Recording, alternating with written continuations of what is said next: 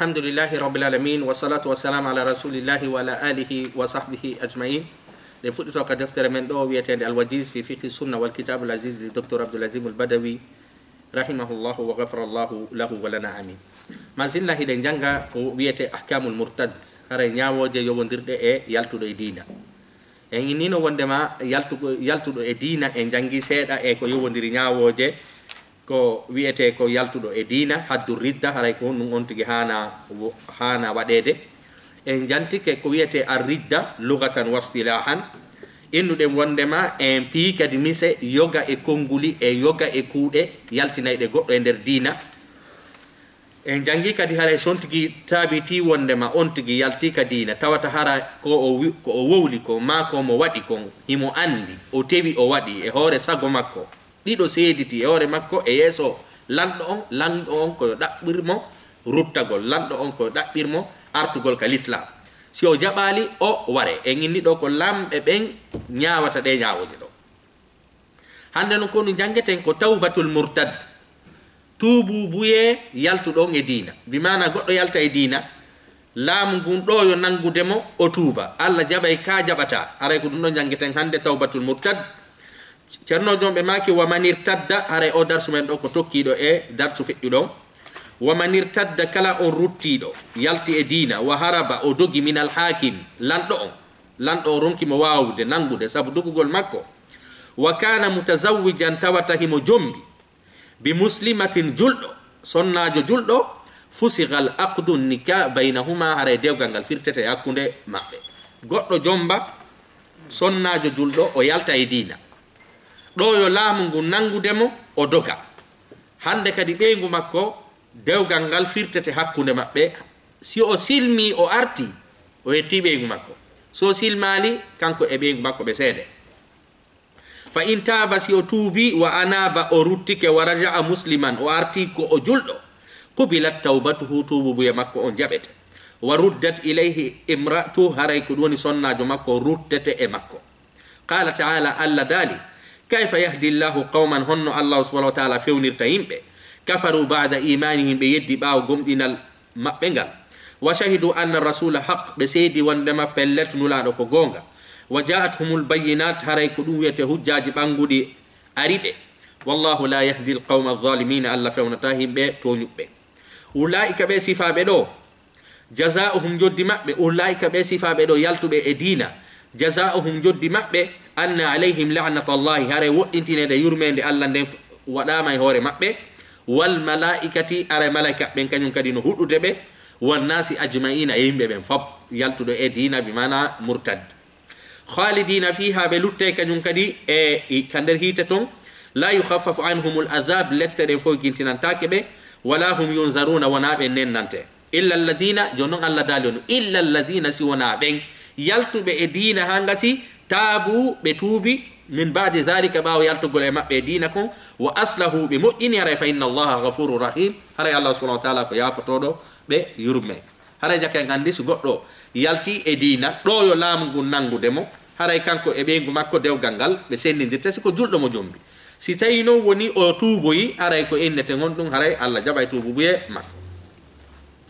An ibnu abbasin, ittama e seydina ibnu abbas radiallahu anhuma qal, ittama e ɓeɗo ɓe maki, kana rajulun min al ansar, hari gorko jeeyaɗo e madina, aslama o silmi, thumma artadda, on tuma ɓay ɗum ɗum feƴƴi o yalti e diina kan, wa lahiqa bi shirki, o tawtoyi ko ɗum wiyete sirku on. Thumma tanaddama, on tuma o nisiti. Fa arsala ila qawmihi, o nuli e himɓe makko ɓen, honɗum nomo nulunoɓe o inni, saluli rasulallahi sallallahu alaihi wasallam, landa nela nulaɗo sallallahu alaihi wasallam, halli min tawbatin, enen o wodanilan ko wiyete tububuye. Oɗo yaltu e diina ha ngasi, o nisiti, o nuliti himɓe makko ɓen, haray sabu o dogi, o nuliti himɓe makko ɓen yo lando nulaɗo, si tawi woni Allah yafotomo si o tuubi. Faja'a qawmuhu, himɓe makko ɓen ari ila rasulillahi sallallahu alaihi wasallam, ka nulaɗo sallallahu alaihi wasallam, fa qalu, ɓe wi'i, inna fulanan tabitino kaari, kad nadima, gonɗi o niisi, o yalti e diina kono mo niisi. Wa innahu, no kanko amarana an nas'alaka, o yamirime yo men landoma, hallahu min tawbatin, ene himo mari ko wiyete tuubu buye, so tuubi Allah jabanaymo. فنزلت الله نجيبني أودو آية كيف يهدي الله قوما بعد إيمانهم إلى قوله غفور رحيم أو آية مجانغو دي باوغاكو نوني سبب النزول سبب جيبادي مكون هرايكو سبب أودو كبيتين كيسا جانتارو دو فأرسل إليه أري نولادو نولي إمكو أو أري فأسلم أو سلمي بمعنى أو هيلتتي إكو أو جوكونوكو Cerno jong inni do kanyum kadi are mo jantade en kanyum kadi do nyaawore joginde nafa woni itlaqul wa'idi hare accutugol ko dum wiete kamba on wa tawaqqufu e dartagol fi istihqaqil muayyan lahu e jippingol nyaawore keferanka ko e hore goddo are ko nyaawore joginde nafa o woni yetade do ene fi anga jangi piji yaltinay didi goddo e diina dum no firti wondema kala wadudo din don piiji anga nyaawa e on tigi yalti e dina cerno jon habbane damal yetoto ngal en fiidi dum no cerno jon ini wa huna amrun aray e hino do fiyake yajibu an yutafattanu la aray no waddi en faamugol ngal damal do wa huwa aray dum don non ko hondum anna hadhihi al amthila aray de mise allati den zakarna hade janti den lil mukaffirat yalti naydi goddo e dina العملية قوليجي دي ودتا يالتنا كدينة أو إن وندما وقولية مادم كونغولي يالتنا دي مكدينة يقال فيها الحق هاريكو غونغا وولتي مجي ويثبت لها الوعيد هاريكو دويتي كامبا انتبين تنتي مجي الذي دلت عليه النصوص دي بندي دين تندي في مودم ويبين أنها كفر بانجيني كدي وندما وولو قول ديما ودو قول دين نونكو كافر انكاكو ويقال ويأكدي من قال كذا كلا ويودون دو فهو كافر هريكو كافر ومن فعل كذا كلا ويودون دو فهو كافر هريكو كافر هذا تشرو دون كل فعل إن يتعدد هذا دوما ما زال كون دوما جنبه ده حد المرتد هذا وني درس منه هذا التوبة المرتد hare ada tubu boye yaltudo kadina jonnon ko inne hida mari ko wiete al kufr kefran kako an ila mari ko inete honno khas madu inne muayyan kefran kako hubutu gangal ko ko ya innu kala wadudo dum do hare o woni kefero kala wadudo dum do o woni kefero dum don hida wahi jannugol dum don wowlugol dum don kala dettudo alqur'ana bugi ka der pubel o woni kefero kala ko inneten jalkitudo aya alqur'ana woni kefero kala yennudo nulado woni kefero kala jaludo noddinandu woni kefero kono ene goddo non si jali tawndema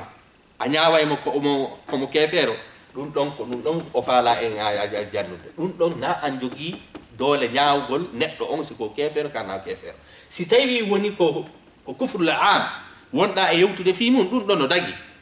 kala waddo dum do ko nyaawore mun deni kala waddo dum do ko nyaawore mun deni amma innugol kaari woni kefero ma kaari woli dum do e tawndi an hare o woni kefero cerno jon inni jogite den de mon den sabu yaltingol goddo ka dina inne ahlus sunna wal jamaa yaltindirta goddo inne ka der dina sabu himo wadi pihum ko tindini wadudo dum do yaltina kefero sabu hino wawi wonde hara wanda no wawi wonde hara mo dola no wawi wonde hara ko hoore majjere no wawi wonde hara ko hoore faljere hay piiji buyno derto ko du wadi do hare enen ko hondum ko en duat ko en noddabe himbe e diina wona en qudat wona en nyaawaybe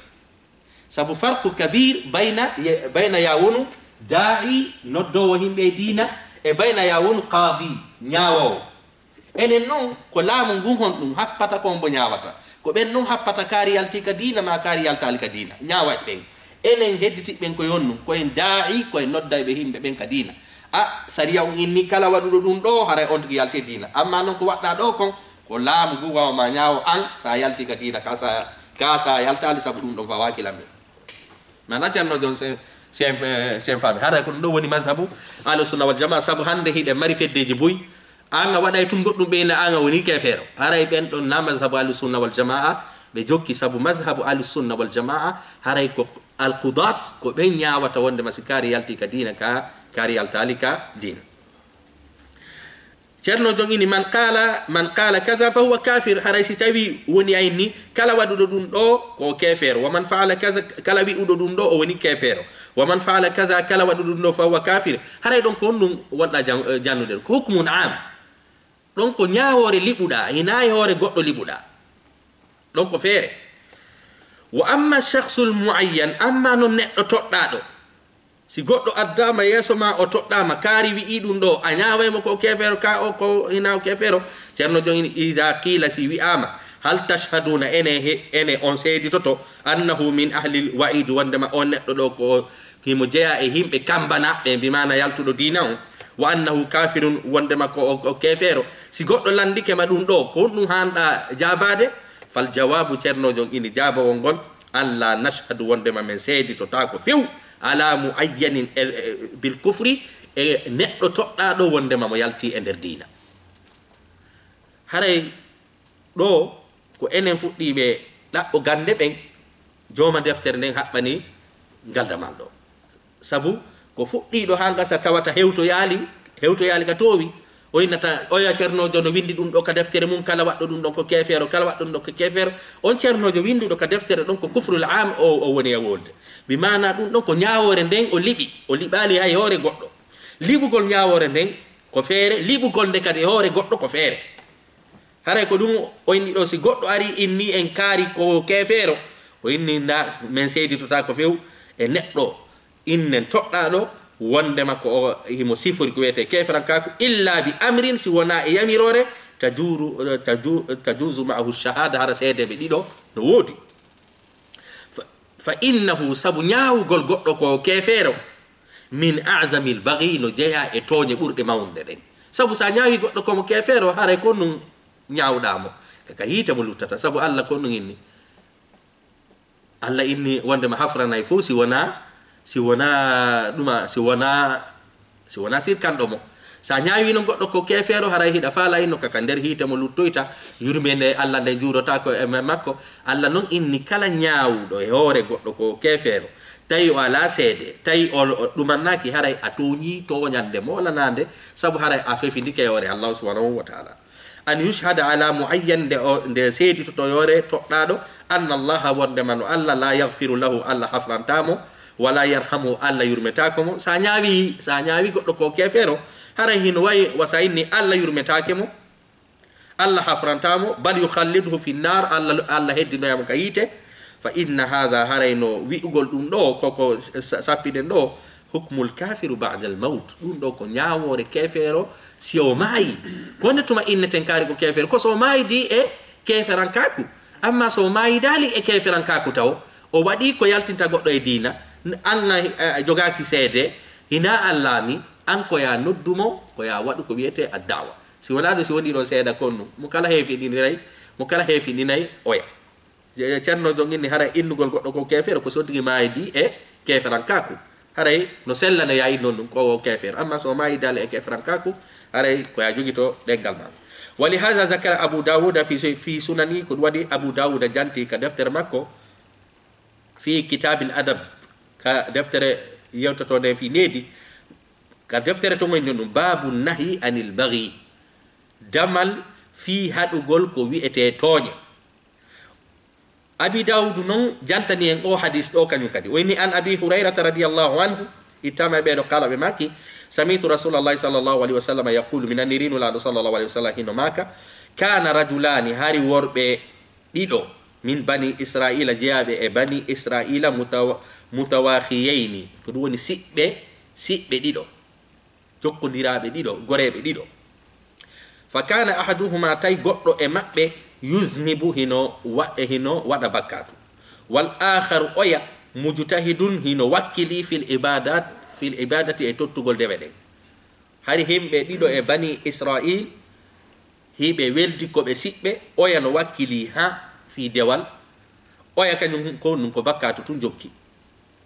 fa kana la yazalu al mujtahid hari non wakili do e dewal on akkata serata yaral akhara himohi'a oya ala zambi e hore bakatu so no kala tuma wi oya wo o yi mo hore bakatu fa yaqulu o wi'a aqsir haray rutto rabbidino rutto e pewanga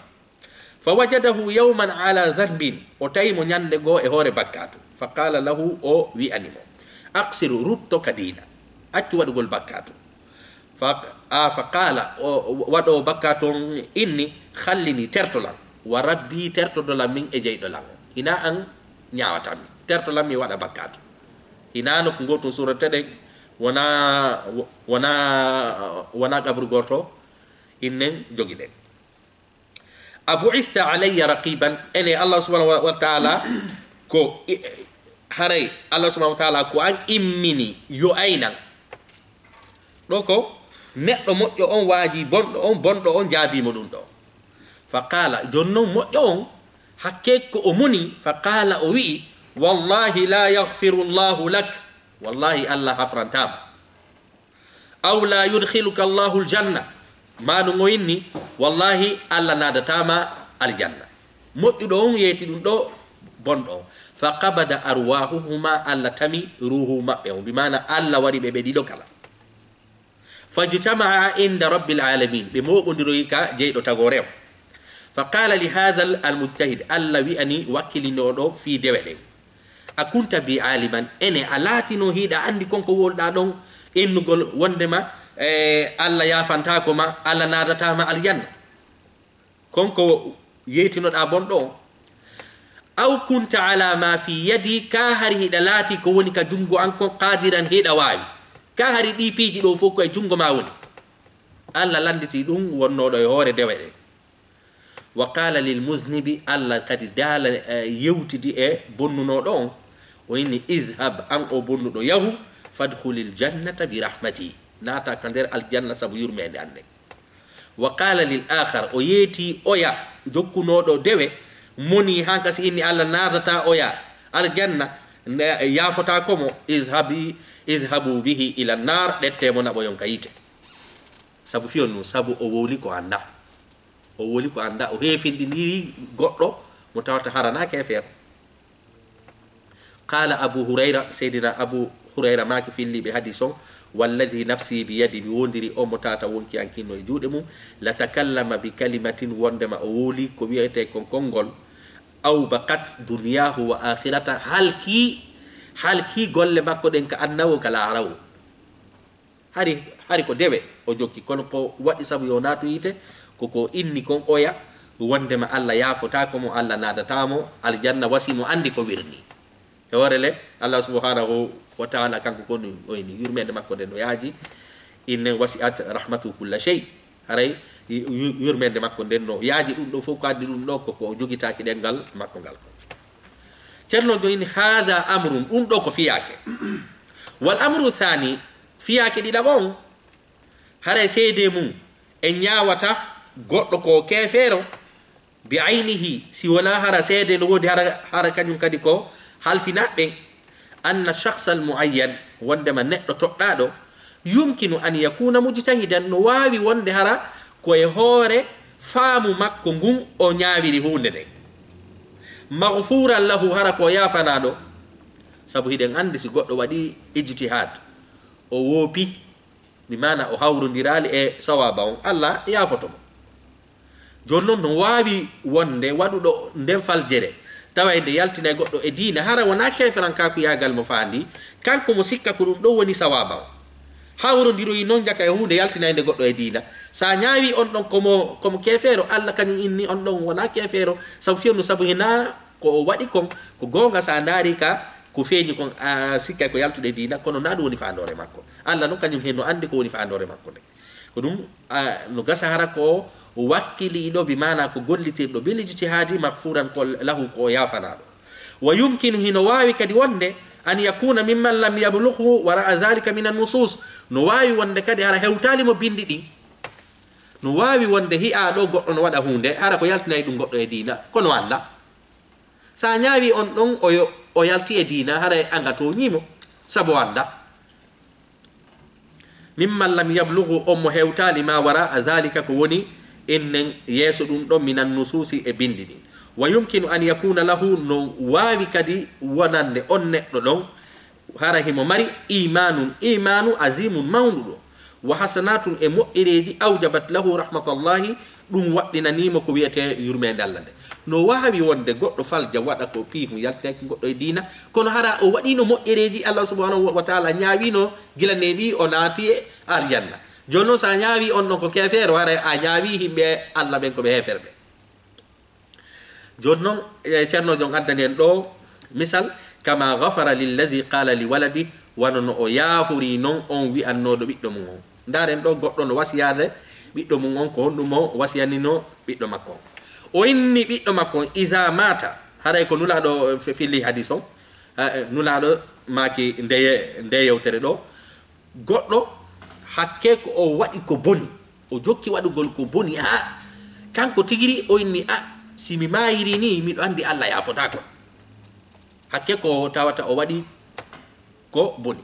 honɗum mo wasi ɓiɗɗo makko on o inni isa mata so mayi fa harriquhu sunnemo summa zuru nisfahu on tuma ɗetton feccere makko nden bugoyo ɗon fil barri ka jordi wa nisfahu feccere makko nden kadi fil bahri ka maayo fa wallahi onni mi wodiri Allah la in qadara Allahu alayhi si Allah waawimo la yu'azzibannahu azaban Allah lettaymo lette la yu'azzibuhu ahdan min alalamin de tawatara o lettani ha hande hay e goto e nder windere nden lette ɗe mo lettata ɗen saabu gurna makko fof koko boni mo jokki wadde oɗon noon innugol makko ɗo si Allah waawimo ɗo himo sikkiti si Allah wawaymo ka si Allah wawatamo joni noon mo sikkitike si Allah waway ka wawata zahir on ko feeñi kon haray anga woni kefeero saabu Allah subhanahu wa taala inni ko kanko wawi piiji ɗi fof wa ala kulli shay'in qadir oɗo ka yewtere ɗo yewtere makko nde o yewti nden ɗo ka zahir mayre no yaltinimo e nder diina ko ɗum joni noon falamma mata ɓay on ma falamma mata rajulu ɓay no gorko o maayi faalu ma amarahum yimɓe makko ɓen waɗi ko o yamirnoɓe kon ɓe ɗuma ɗettimo ɓe sunni ɓe ɗetti feccere ɓe bugoyi ka jordi ɓe ɗetti feccere ɓe bugoyi ka maayo fa amara Allahu lbarra Allah yamiri jordi ndin fa jama'a ma fihi mooɓi e ko wi'eten kon geɓe iwɗe e makko ɗen fof Allah inni jordi ndin kala jordi ndin ka batte makko woni Allah inni jordi ndin yo mooɓu fof adda maayo ngon kañum kadi kala ko jogi batte makko yo mooɓu fof adda wa amara albahar Allah yamiri kadi maayo ngon fa jama'a ma fihi on non kadi mooɓi maayo ngo mooɓi kala ko woni batte makko e nder muɗum summa qala on tuma Allah daali lima fa'alta hadha ɓay Allah immintinimo non joni sabu kanko ka haqqille makko hari hakke ko o waɗi ko boni si tawi woni mo sunnama o bugama ka nder ndiyam o bugoyama ka jondi Allah wawatamo on ɗum immintinde joni noon mono sikkiti ɗum noon haray ko on ɗum haray komo kefeero joni noon Allah subhanahu wa taala immintinimo Allah landimo lima fa'alta hadha ene ko fi hon ɗum waɗirɗa ɗum ɗo ko fi hon ɗum wasiɗa ya sunne gerdireɗa ni qala gorko on inni min khashiyatika ko fi hulgol ma wona fi sirkangol ma de wona fi mi holakima kono mi hulu ha fe'iti min khashiyatika ko hulugol ma ya rabbi an jeyɗol an wa anta an a'lamu hiɗa andi kadi pellet komi wasiri ɗum ɗo wona fi sikkitagol siɗa wawi ko woni mi hulu ha fe'iti fa ghafara Allahu lahu Allah yafanimo zahiru yewtere makko nden ko yaltinde goɗɗo e nder dina kono batinu yewtere nden kon ɗum anduɗo ko wirni kon ko Allah subhanahu wa taala Allah kañum no andi ka nder ɓerde makko o fiɓora ton ko wiyete innen sikke ore Allah subhanahu wa taala jaka mi andi si goɗɗo wowli ko yaltinta goɗɗo e dina ma ɗum ɗuma haray ko honɗum mi haani ko jogitagol ɗengal ngal mi sabu simi ñaamimo ko kefeero tawi ina keferan ka ko yagal o anndi ka nder ɓernde Allah kañum ko honɗum ɗettata ko woni ka ɓernde makko kon joni noon min haray mi ñaawi hoore makko komo kefeero jaka enen andi ɗo ko ɗum wiyete bone ɗengal woni en e jannude ɗiɗo piiji sabu ko ɗengal natata goɗɗo e ɗi nambaraji ɗo ceerno jon ɗo noon addi yewtere cheikhul islam ibnu taymiya ɓe maki fa hatha rajulun o gorko ɗo zanna anna Allah hara o sikki wondema no Allah la yaqdiru ala jam'ihi o wawata moɓugol mo wa i'adatihi e ruttugol mo aw shakka fi dhalika ma hara mo sikkiti fi ɗum ɗo walakinahu kono o gorko kana mu'minan billah hari mo gomɗini Allah wa yaghshahu mo hulimo fa ghafara lahu Allah yafanimo jaka enen en andi ɗo ceerno jon ko woni addirde ɗum ɗo ko fiyen jogita ɗenɗe men ɗen surtout enen fuɗɗiɓe ɗaɓɓo gande ɓen fiita en yaawu ñaawgol goɗɗo ko kefeero enen ko en du'at ko en noddayɓe yimɓe diina wona en ñaawowo kaari ko no heddi ka diina kaari yalti kaari no heddi ka diina kaari yalti allah subahanahu wa taala halfina e ɗum ɗon allah ko laamu ngun halfini laamu ngun suɓa ceernoɓe muutiɓe e gande faamuɓe piiji ɗi halfina ɓen ɗon ko ɓen ɗon ñaawata kaari yalti e diina min ñaawi kaari yalti e diina min ñaawi kaari yaltali e diina kono sa halfinaka fi ɗum ɗon fuy si goɗɗo wowli ko yaltinta ɗum e diina ko ya noddutumo ka diina amma ñaawgol mo ko kefeero ɗum waɗɗakima few ceerno jom maki a tahziru hulɓingol minat tasarru'i e yaccagol fi takfiri e heefindingol ceernojo ginno ɗum o reniri en o hulɓiniri en yaawgol ñaawgol goɗɗo yalti e nder diina qala imamu shawkaniyu rahimahullah imamu shawkaniyu maki ilam andu anna alhukma ala arrajuli almuslim ñaawgol ñaawore e hoore julɗo bi khurujihi yaltugol makko min dini l'islam ka nder diina wa dukhulihi fi lkufri naɓamo naadoyamo e nder kefrankaku la yanbahi ɗum nde ɗum hanana li muslimin julɗo yuminu billahi wal yawmi l akhir gomɗinɗo allah gomɗini dargal neɗɗo hulowo allah hooli dargal on o ñaawata e hoore julɗo wondema on julɗo ɗon yalti e nder diina an yuqdima alayhi nde o honɗum nde o yaccoto e ardugol ñaawgol sifa ɗe ñaawoje illa bi burhanin si wona haray himo jogii dalil awdaha min shamsi nahar feeñu ɗum ɓuri nange ñalorma ɗo yo ñaawe kaari yalti ka diina koye taw hara dalilaji ɗi gonɗum yiɗi feeñi ɓuri nange tum mbere ñalorma wa qad sabata fi ahadisi lmarwiya haray gomɗi tabiti e hadisaji fillaɗi min tariqi jamaati min asahaba e laawol ko wiyete inne sahaba e dente buy e nder sahaba ɓen anna man qala wondema no tabiti kanulaɗo maki kala on wi'anɗo li ahihi musidɗo mum on ya kafiru ko ayo kefeero kala wi'anɗo musidɗo mum on ko ayo kefeero sike sa yaltini goɗɗo e nder diina faqad ba'a biha ahaduhuma haray goɗɗo e maɓɓe yalti e nder kefrankako kala mo innuɗa ko kefeero andu an ma kanko goɗɗo e mo yalti joni noon so tawi tu woni kanko mo yaltali andu ko a yalti ko ɗum wa hadis on ɗuma firti ɗo joni noon ko allah andi ko wirni ka nder ɓernde makko joni noon sa inni ko kefeero tawi ka ɓernde o waɗi ko yaltitamo e nder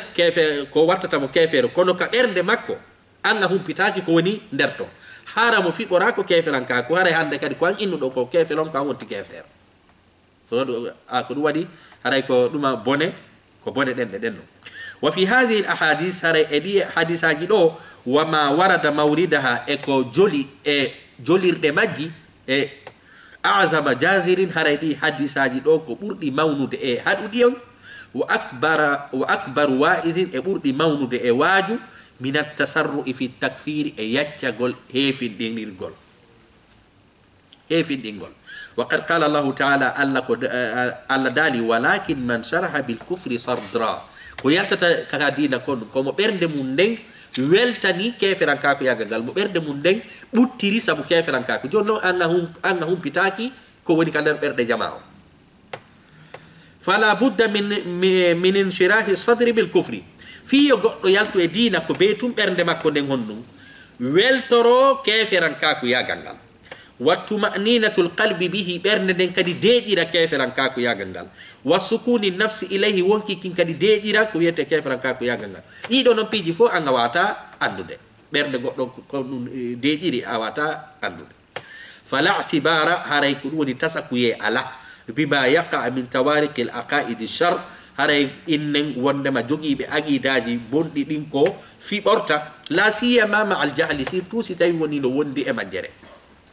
innen hiɗen mari feddeji buy tawayɗi koɓe woni e wadde kon sella kono e ñawata honɗum koɓe heferɓe saabu fiyon ɗum saabu no gasa koɓe woni e waɗirde ɗin peji ɗon ko majjere bi mukhalafatiha saabu lundagol maɓɓe li tariqi l islam lawol l'islam ngol wala tibara haray ko ɗum woni kadi tasakuye ala bi suduri fi'lin waɗugol hunde kufriyin keferan kakure lam yurid bihi fa'iluhu tawata waɗuɗo nde on fandoraki waɗirgol nde الخروج عن الإسلام يلتقل كدين إلا إلى ملة الكفر هوتك دين كافر الكاب بيجي بوي كدي غوتو نو وادا hara o fandaki innen jonne misal muɗum haray piiji buyno waɗe ka meɗen sa daari zahiru mum on kon ɗum ko sirku kono enen e ñaaway waɗuɓe ɗum ɗon ɓen ɓe yalti ka diina enen e ñaawata sabu fiyon ɗum sabu buy e maɓɓe no toon hara mutaki ka gande e janga buy e maɓɓe kañum kadi haray ronu anda piiji buy ɓen ɗon fof e ñaawata ko ɓe heferɓe ko waɗɗi en koye nodduɓe innen sifa ɗe golle ɗo ɗe moƴƴa sifa ɗe golle ɗo ɗe moƴƴa amma ñaawgol kaari ko keefeero kaari ko ɗuma no jeeya e pal jeeyaɗi soodu deftere kala mo ceernojon inni tomo waɗi ɗum ɗo ko keefeero yalta ɗettande ñaawore ɗo liɓa e hoore jama on inna mi jangi e deftere kaarire mo waɗi ɗum ko keefeero ko a keefeero ko windete ka defte ko kufrul am ko windete ko wiyeten ko ka defte koynugol mo waɗi ɗum ɗo ko keefeero kono ɗettugol ñaawore nden liɓa e hoore neɗɗo on ɗum ɗon ko justice o ñaawata ɗum ɗon windetake ka defte ɗum ɗon so tawi woni on tigi wowli ko yaltita ɗum ka dina koyeɓe yaw ka justice laamu ngu darna mo landitomo seedeɓe ara si tawi woni fof tabitore makko ɓe gollaɓe ka justice ɗon ɓe laamu ngu halfini ɓen ɗon ñawata siko kefero kanamo kefero simo hana warede kamo hana innen wondema tertede wala tibara hare tasa kuye kadi ala bilafzin wowlugol konngol talaffaza bihi ngol o yewti talaffaza bihi almuslim ngol julɗo yewti yadullu ala alkufri hara ko ngol tindinta ko kefrankaku wa huwa tawa julɗo on la yaftunu ma'nahu hara wanda mana maggol konngol kadi buy wano inne misal muɗum hiɗe mari yewtereji buyɗi yewteten ka pular tawata hara haalaji ɗi sa daari ɗi ka nder sariya tawa sariya on no inni kala wowluɗo si waɗi haalaji ɗo mo yalti ka dina kono enen en innata kala wowluɗo ɗin ɗon enen e yaltinamo ka dina sabu no wawi wonde hara o wowliɗi mo haalaji ɗin kaka arabu haala hara wanda manaji majji ka arabu hara ɗum ɗo fof no ano nder ɗon mi anna sen faami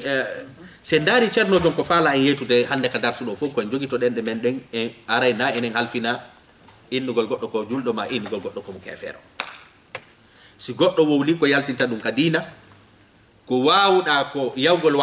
waajomo sa ronko few ya hollitoya laamu ngu a mi nani kaari no wowla mi yi kaari no ɗetta alqur'ana o bugo ka poubel mi nani kaari no yenna nulaɗo mi nani kaari no yenna dina kan ɗaɓɓon seedeɓe ya hollito laamu ngu ko laamu ngu hande kadi noddata ɓen waɗuɓe ɗum ɗon ndaara ene ko feetuɓe ko hangaɓe ko nawnuɓe ko doolaɓe ko honɗum waɗi si tawi woni fus waɗaɓe laamu ngun inna aray tuube jeeja ɓe ɗon ha yoɓe tuubu si ɓe jaɓali few ɓe gerdi ha ɓe ronki laamu ngu waɗa ɓe kono min momi halfinaka fus komi wawi ko waajagol ɓe yoɓe accu si ɓe accali mi hollitoya laamu ngu sariya on waɗɗinalam fus ñawgol ɗo hakkude kaari ko julɗo kaari ko kefeero kaari wowli yalti ka dina sabu ɗum ɗo hande no wawi hande ɗe hande ko wiyeten ko julɓe fewndiɓe ɓen hande ka nder anna ɗo ɗe mari feddeji buy yaway ɗi heefinɗingol julɗo ko ɗum waɗi feddeji buy hande woɓɓe innayɓe koɓe heferɓe ɓeeɗayna ko heferɓe hewtoyino hay ka meɗen haray noon mazhabu ahlu sunna wal jamaa kañum heefinɗinta goɗɗo fi goɗɗo no waɗi tun hunde yaltinayi ɗum goɗɗo ka dina fi zahir ko feeñi kon ko be hewtoya laamu ngun ndaara ko honɗum woni sabu waajoɓe ko si ɓe salike on tuma noon laamu ngu ñaawa e hoore maɓɓe e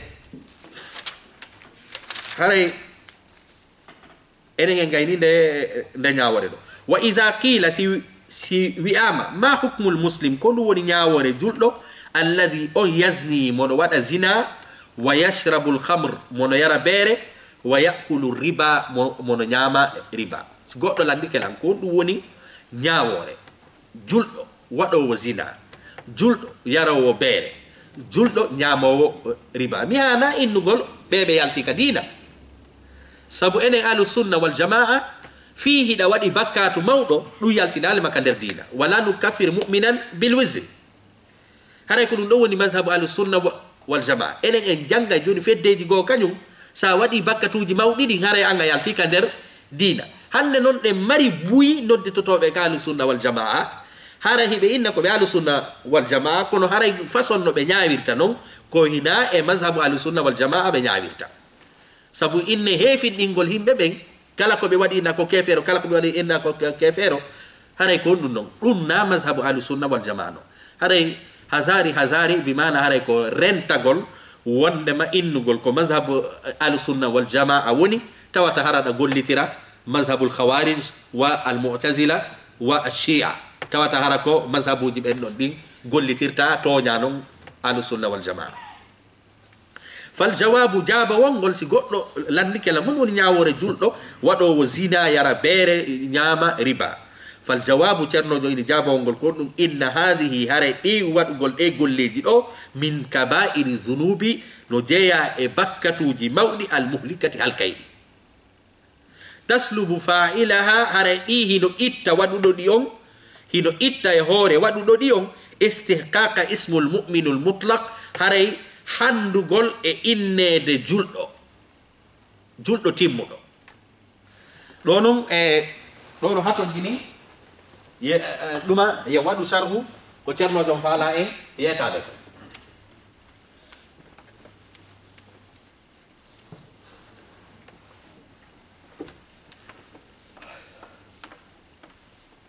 daiman hande darsu men on cerno jom hande darsu men on wona wajagol inne jangadbe ko wajagol innube ben no jangi darsu men on do sabu ko fionu sabu ko innugol haray rento yaltingol himbe ben kadina fihi be wadi piiji yaltinaydi e dina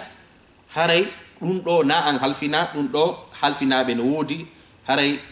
cernobe mutibe ka gande ben ko ben don joddinta on tigi nyaawa ndara piiji wodi der to ndi fosi be nyaawa siko kefero ka sina o sina mo kefero jonno mo wadi bakkatuji mawnudi di o inni kala wadudo bakkatuji mawnudi din wano yargol bere wada zina nyaama riba din don ittay e neddo on innede juldo moddo kono ittata mawdu ya woni juldo bondo nanaze fam ko juldo moddo on o faala innude kala nyaamo riba wada zina nyaama inne e wujja wada ko wiete al kaba'ir on non o woni on juldo bondo ko betakke ngon juldo o yaltali gadina kama sabu ahli sunna wal jamaa ko dum inete al mu'minul mutlaq al mu'min al mutlaq haray juldo mo happa ka on siminni kaari ko juldo seke ko juldo timmudo kono haray non kala wado wadi do di pejido ko inno ko juldo fasiqijo fasik ko ko juldo munafiq o do kanyum hiden happi juldan ka ko makko kare non si on tigi wadata di do piji on non ko juldo timmudo on juldo moddo ko dum oynani do taslubu dum hino itta dum hino bora fa'ilaha wadudo di bakkatuji do istihqaqa handugol ismil mu'minil mutlaq jogagol inde gomdinal ngal happaka ngal wa tujibu lahu harayno waddina mo wadugol di bakkatuji mawludi do al fusuq fasigan kaku wal isyani e ko wiete geddi inna juldo fasigijo ma juldo boddo fala yuqalu haray wi antake fi haqqi murtakibiha e haqqe wadudo di bakkatuji do illa fasiqun si wana fasigijo asir yeddudo wa tujibu lahu al hadda al mashru'a fi dunya haray o aray no waddinana e hore makko lette de sariya on sinki den kanda do lette de jangulo den si tawi woni ko zina lette zina jippine hore makko si ko riba wa kazalika wano di janguden ni fu wal uqubata lette fil akhirah kala hara illam yaqum alayhi al hadd si tawi woni lette den jippina kay hore makko walam yatub otubali goddo si wadi zina lette de wada kay hore makko sabu angal nangugol mo otubali kadi alla letto yemo yawmal qiyam lakin kono la taj'aluhu wadugol di bakkatuji do wattatamo kafiran kefero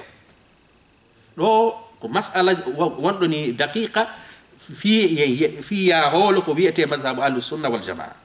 ahlus sunna wal jamaa goddo fi no wadi bakkatu mawdo du yaltinal mo ender dina ko yaltinimo ko jogagol imanu timmuka kan o do ko juldo bondo ko juldo fasigijo ko juldo dum do amma juldan ka ko gundum no haray mo wondi e mudum ko dum cianno do ini lakin ko woni waɗugol ɗi bakkatuji ɗo la tajalhu ɗi waɗatamo kafiran kefero ma dama fote bi zanbihi kanko e bakkatu makko muqirran ko o qirritiɗo goɗɗo yara beere no andi beere nden no harmi goɗɗo innen waɗa zina no andi zina on no harmi goɗɗo ñaama riba no andi riba no harmi goɗɗo wujja no andi guyka no harmi oɗo ko ɗum o waɗi bakkatu mawɗo kono ka nder ɓernde makko ko ɗum ko julɗo sabu imo qirriti ɗin piiji ɗon ko ɗi bonɗi ko si tawi woni goɗɗo yari beere o inni beere no dagi laamu ngun noddimo landi ko mayne ay seedeɓe ari ɗo inni wondema ni beere no dagi on tigi ni beere no dagi ko non woniri hande kadi laamu ngun haɗamo so jaɓali ɓe waramo hara o woni murtadde sabu mo yeddi qur'an mi anda sen fami wa bi khata'ihi sabu oɗo goopi makko ɗi mu'tarifan ko mo qirritiɗo ɗi himo wadde ko boni kono mo andi koko boni o woni e waɗude wa hadha huwa qawlu ahli sunna wal jamaa ceerno jon inni ko ɗum ɗo woni konngol ahli sunna wal jamaa ka masala khilafan ɗum haray noon ɗum ɗo no lundi lil khawarij ko amɓe woni al khawarij ko darinoɓe wari seydina aliya ɓen e seydina husein ñaawiray ɓe janngana hoore mum faamana hoore mum salo jokkugol inne no nulaaɗo firidi noon alqur'ana on kañum tun jannga inna ko ɗum ɗo fa faandi sabu an seydina ali ɓay jaɓi ñaawidugol eɓe ɓeya kamɓe ɓe inni on ɗum allah ko inni wa man lam yahkum bima anzala llahu fa ulaika humul kafirun ɓe ñaawi e seydina ali wondema mo yalti diina ɓe yani e maɓɓe ɓe wari ko ɗum waɗi ceerno jon ɗo inni hon ɗum mazhabu ahlusunna wal jamaa mo waɗi ko boni bakkatuji jani ɗin haray a waɗi bakkatu janɗuɗo ko ya tuubu kono noon ɗum ɗon yaltinanima ka diina ko ɗum woni mazhabu ahlusunna wal jamaa khilafan ɗum ɗo noon no lundi e mazhabu homɓe khawarij e mu'tazila ɓeɗo kañum sa waɗi bakkatu mawɗo aray anga yalti ka diina jon noon hande iɗe mari feddeji buy nodditiɓe ko ɓe ahlusunna wal jamaa hara ko e hoore mazhabuji ɓeɗo ɗin ɓe woni al khawarij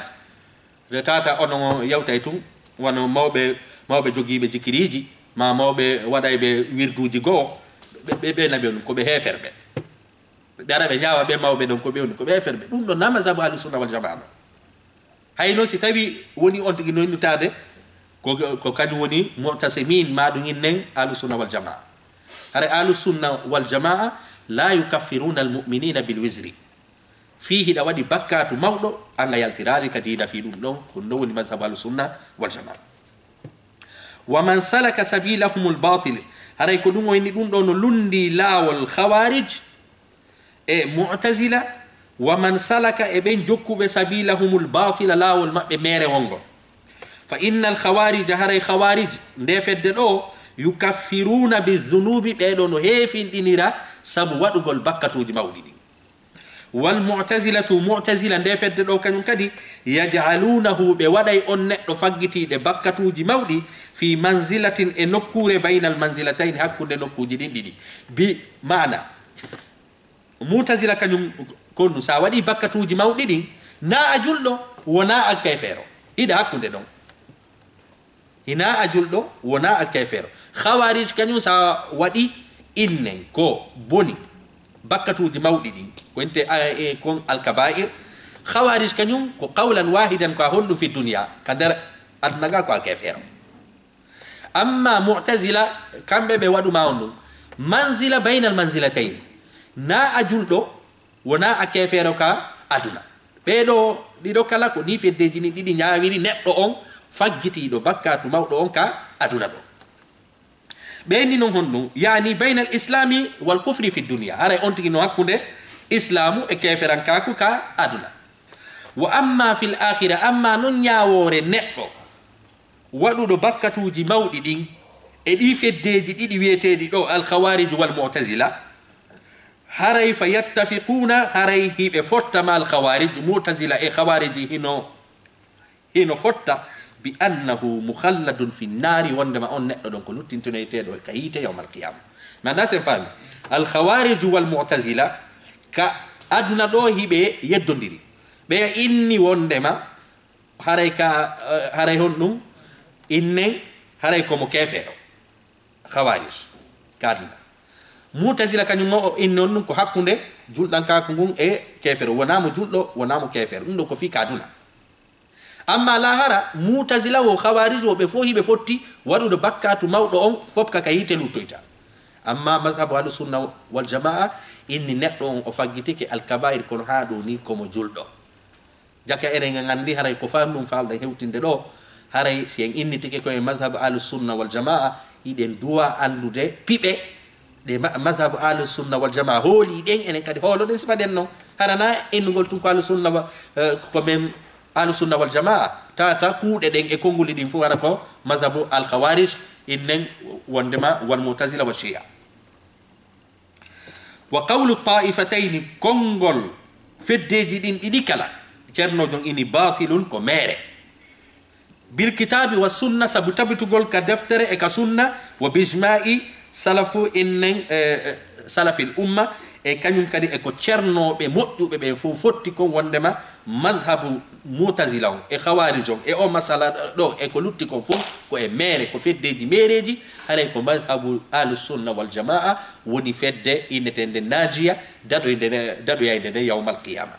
haray cernojo on o timminari en gal damal ɗo e damal ngal tawata hara ko fuɗɗiɓe gande ɓen faydi e o ɓuri wajade ɗo haray ta en yacco heefinɗingol julɗo sabu haray nulaɗon maki si goɗɗo heefinɗini goɗɗo haray goɗɗo e maɓɓe wonti kefeero yeeti en kañum kadi ceerno ɓen eɗen andi ko imamu maliki yewtuno en kon e dartumen feƴƴuɗo wondema si goɗɗo wowli konngol tawata 99 bimana capanɗe jeenayyi e jeenayyi ngol konngol ɗon konngol feeñani en konko yaltinayngol goɗɗo e diina gootum pet en heeɓi ton hingol firoro tawata o wontata kefeero ko ton yarete ko ton yarete wona ye yaltimo ka dina ko ɗum woni qawlu imam malik haray jaka en andi mazhabu ahlus sunna wal jamaa kañum ko waajagol ngol ɓuri hittinde fi muɗum wona yaltingol yimɓe ɓen ka dina haray kañum kadi hiɗen andintina wondema ñawgol goɗɗo so yalti ka dina ma o yaltali ka dina ɗum kadi na enen waɗɗi enen koye noddugol yimɓe ɓen ka dina yamira ɗe wona argol ñawa kaari yalti ka dina ma kaari yaltali si ɗon kañum kadi feƴƴi haray ko honɗum innete ko wondema haray dina men kan mazhabu ahlus sunna wal jamaa wona innugol tum menen ko men mazhabu ahlus sunna wal jamaa hara anda ɗuma pide de mazhabu ahlus sunna wal jamaa hooli ɗen ko wiyete kon aqida ahlus sunna wal jamaa sabu hande buyno innitade ko ahlus sunna wal jamaa tawata haray ko e mazhabuji goɓe woni